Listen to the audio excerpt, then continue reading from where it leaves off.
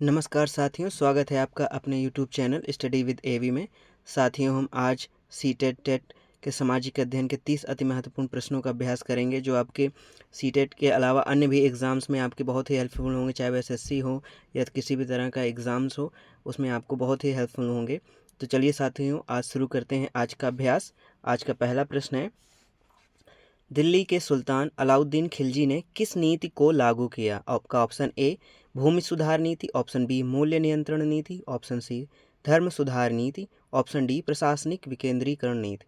तो साथियों, इसका सही जवाब हो जाएगा आपका ऑप्शन बी, मूल्य नियंत्रण नीति को दिल्ली के सुल्तान अलाउद्दीन खिलजी ने लागू की थी। तो इसका सही जवाब होगा ऑप्शन बी। अगले प्रश्न पर आते हैं। नेक्स्ट क्वेश्चन सेकंड, हड़प्पा सभ्यता किस युग से संबंधित है? आपका ऑप्शन ए पाषाण युग, ऑप्शन बी कांस्य युग, ऑप्शन सी लौह युग, ऑप्शन डी उत्तर वैदिक युग।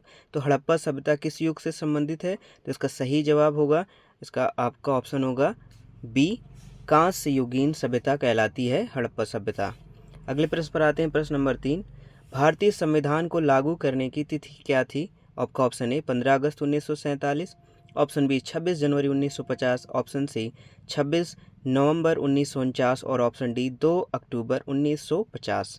तो संविधान को यहाँ पर लागू करने की तिथि के बारे में कहा जा रहा है, तो इसका सही जवाब होगा 26 जनवरी 1950 को ये लागू हुआ था हमारा संविधान, भारतीय संविधान। अगले प्रश्न पर आते हैं। प्रश्न नंबर 4, भारत में शिक्षा का अधिकार किस वर्ष लागू हुआ? आपका option A 2005, option B 2009, option C 2010 और ऑप्शन डी 2012। तो इसका सही जवाब होगा आपका भारत में शिक्षा का अधिकार किस वर्ष लागू हुआ? आपका सही जवाब होगा ऑप्शन सी 2010 में। अगले प्रश्न पर आते हैं। सर्वेक्षण नीति का उद्देश्य क्या है? ऑप्शन ए जनसंख्या घटाना, ऑप्शन बी आर्थिक विकास मापना, ऑप्शन सी राष्ट्रीय संपत्ति का आकलन और ऑप्शन डी संविधान संशोधन करना। तो सर्वेक्षण नीति का जो मुख्य उद्देश्य है वो आपको बताना है यहाँ पर क्या होगा। तो इसका सही जवाब होगा सर्वेक्षण नीति का राष्ट्रीय संपत्ति का आकलन करना ही सर्वेक्षण नीति का मुख्य उद्देश्य है। तो ऑप्शन सी सही जवाब होगा। अगले प्रश्न पर आते हैं।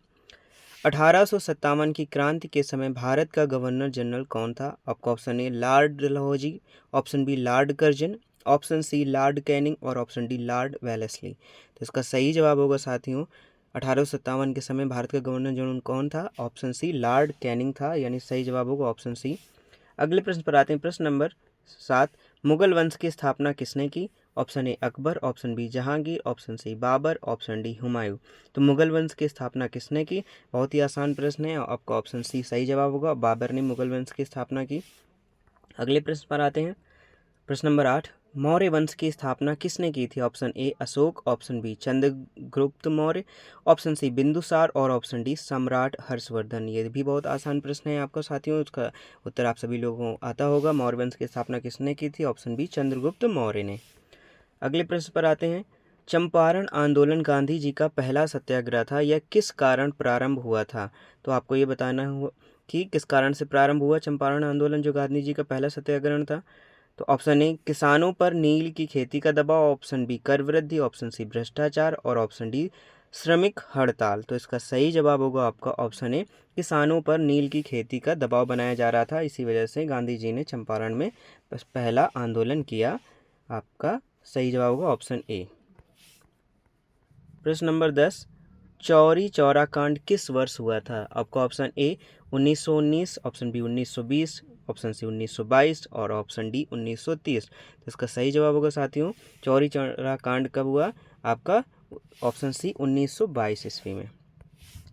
प्रश्न नंबर 11, गांधी जी ने नमक सत्याग्रह कब प्रारंभ किया था? Option A 1929, option B 1930, option C 1931, option D 1932। तो गांधी जी ने नमक सत्याग्रह कब प्रारंभ किया था साथियों?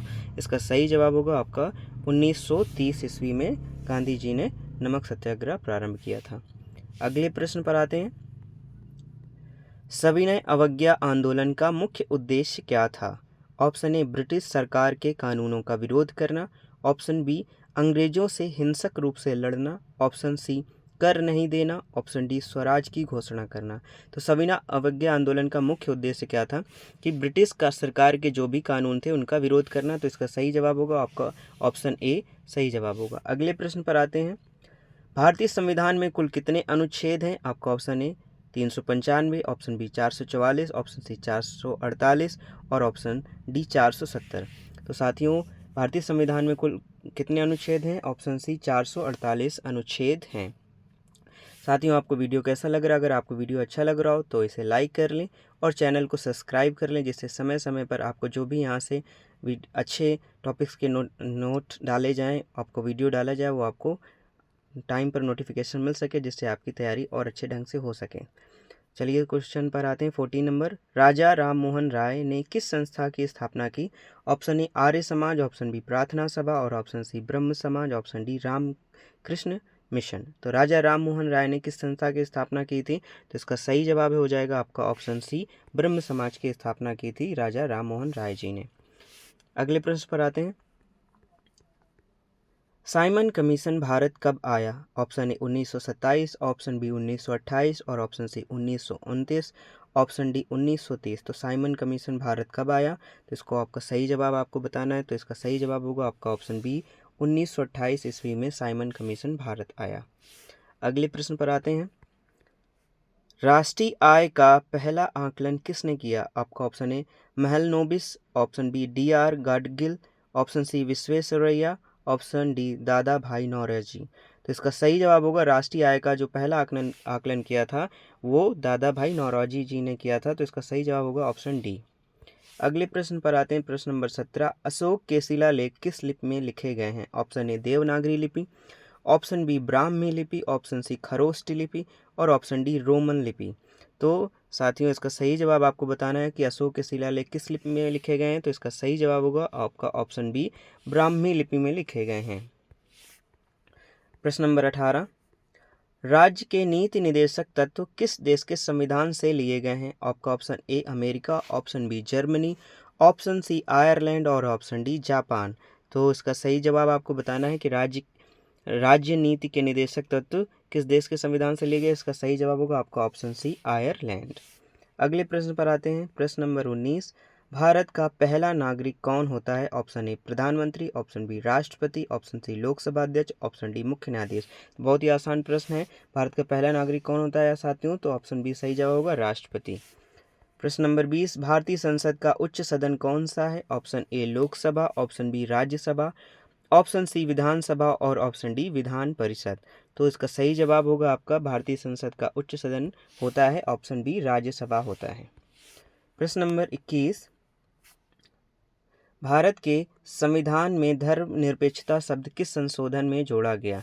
ये आपको बताना है। ऑप्शन ए 42वें संशोधन में, ऑप्शन बी 44वें संशोधन में, ऑप्शन सी 52वें संशोधन में और आपका ऑप्शन डी 61वें संशोधन में। तो भारत के संविधान में धर्मनिरपेक्षता शब्द किस संशोधन में जोड़ा गया साथियों? तो इसका सही जवाब होगा आपका ऑप्शन ए 42वें संशोधन में आपका धर्मनिरपेक्षता शब्द जोड़ा गया है। अगले प्रश्न पर आते हैं। नील दर्पण नाटक किसने लिखा? Option A Bankim Chandra Chattopadhyay, option B Dinabandhu Mitra, option C Rabindranath Tagore और ऑप्शन डी ईश्वर चंद्र विद्यासागर। तो नील दर्पण नाटक किसने लिखा है साथियों? इसका सही जवाब होगा आपका ऑप्शन बी दीनबंधु मित्र।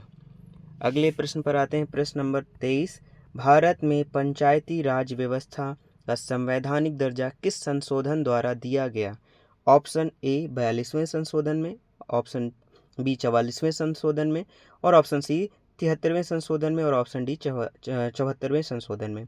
तो बताना है आपको साथियों भारत में पंचायती राज व्यवस्था का संवैधानिक दर्जा किस संशोधन द्वारा दिया गया? तो इसका सही जवाब होगा आपका ऑप्शन सी 73वें संविधान संशोधन में दिया गया। प्रश्न नंबर 24, भारतीय संसद में राष्ट्रपति को सम्मिलित क्यों माना जाता है? ऑप्शन ए क्योंकि वह सभी विधेयकों को स्वीकृति देता है, ऑप्शन बी क्योंकि वह लोकसभा का अध्यक्ष है, ऑप्शन सी क्योंकि वह मंत्रिपरिषद का प्रमुख है, ऑप्शन डी क्योंकि वह सुप्रीम कोर्ट का प्रमुख है।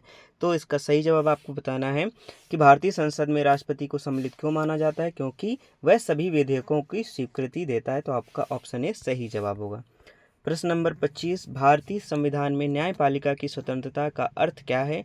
ऑप्शन ए न्यायाधीश किसी के दबाव में ना हो, ऑप्शन बी न्यायपालिका को केवल राष्ट्रपति के आदेशों का पालन करना चाहिए, ऑप्शन सी न्यायपालिका संसद के अधीन कार्य करे, ऑप्शन डी न्यायपालिका कार्यपालिका की सहायता से निर्णय दे।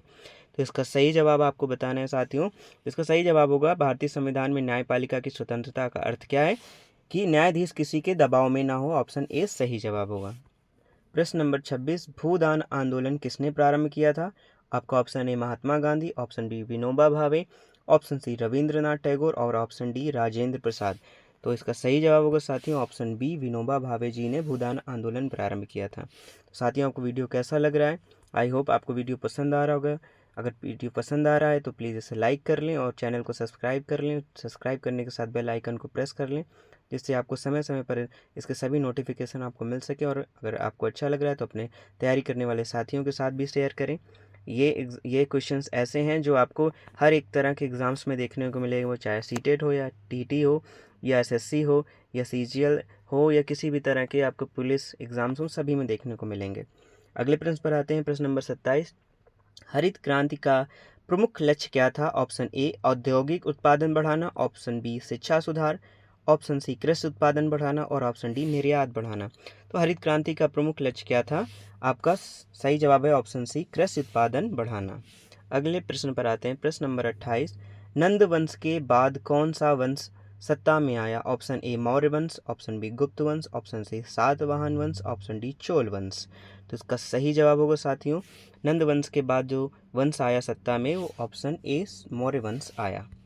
प्रश्न नंबर 29, भारतीय संविधान के किस अनुच्छेद में समानता का अधिकार निहित है? ऑप्शन ए अनुच्छेद 14 से 18, ऑप्शन बी अनुच्छेद 19 से 22, ऑप्शन सी अनुच्छेद 23 से 25 और आपका ऑप्शन डी अनुच्छेद 32 से 35। तो इसका सही जवाब होगा भारतीय संविधान के किस अनुच्छेद में समानता का अधिकार निहित है? आपका ऑप्शन ए अनुच्छेद 14 से 18। आज के अंतिम प्रश्न पर आते हैं। भारतीय राष्ट्रीय कांग्रेस की स्थापना कब हुई थी? आपका ऑप्शन है 1875, ऑप्शन बी 1885, ऑप्शन सी 1890 और ऑप्शन डी 1905। तो भारतीय राष्ट्रीय कांग्रेस की स्थापना हुई थी साथियों। सही जवाब बताइए इसका सही जवाब होगा आपका ऑप्शन बी 1885 में भारतीय राष्ट्रीय कांग्रेस की स्थापना हुई थी। तो साथियों आपको वीडियो कैसा लगा? वीडियो अच्छा लगा तो प्लीज़ इसे लाइक कर लें, चैनल को सब्सक्राइब कर लें। थैंक यू साथियों।